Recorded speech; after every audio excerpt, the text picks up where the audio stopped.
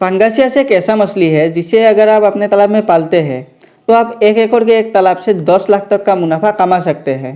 शायद यही रीज़न है कि आज के डेट में पूरे इंडिया में पंगासियस इतना ज़्यादा पॉपुलर हो रहा है। ज़्यादातर मछली पालक इसीलिए अपने तालाब में पंगासियस को ज़्यादा प्रीफर कर रहा है। इस वीडियो में पंगासियस कैसे पाला जाता है उसके बारे में A to Z सभी जानकारी आपको मिलने वाला है, तो वीडियो आखिर तक जरूर देखिएगा। सबसे पहले बात करते हैं पंगासियस पालन करने के लिए आपको कैसा तालाब चाहिए।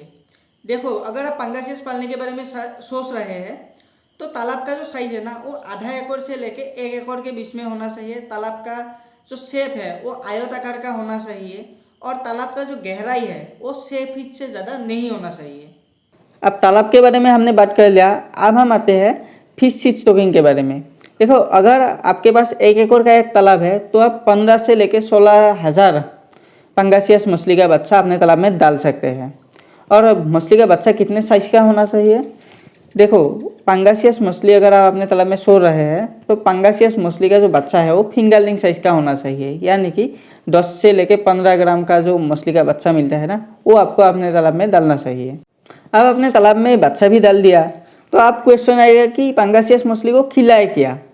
देखो, हालांकि ये जो पंगासियस मछली है ना ये जूप्लैंक्टन हो फाइटोप्लैंक्टन हो दोनों को खाते हैं, पर क्योंकि इसे हाई डेंसिटी में पाला जाता है इसीलिए पंगासियस अगर आप पालते हैं तो आपको बाहर से फर्मेंटेड फीड यानी कि बाजार में जो फीड मिलता है वो आपको तालाब में डालना ही होगा। अभी फर्मेंटेड फीड में भी जो फ्लोटिंग फीड है ना वो फ्लोटिंग फीड पंगासियस के लिए सबसे बेस्ट रहता है। पंगासियस को कैसे खाना देना चाहिए, कब कब देना चाहिए, कितना देना चाहिए, इसके बारे में हम अगले वीडियो में डिटेल में बात करेंगे। अगर आपने सही मात्रा में तालाब में खाना वगैरह डाला तो ये जो पंगासियस मछली है ये 4 महीने से लेकर 6 महीने में 1 से लेकर 1.5 किलो तक हो सकता है और इसे आप बाज़ार में बेच सकते हैं और बहुत अच्छा खासा मुनाफा कमा सकते हैं।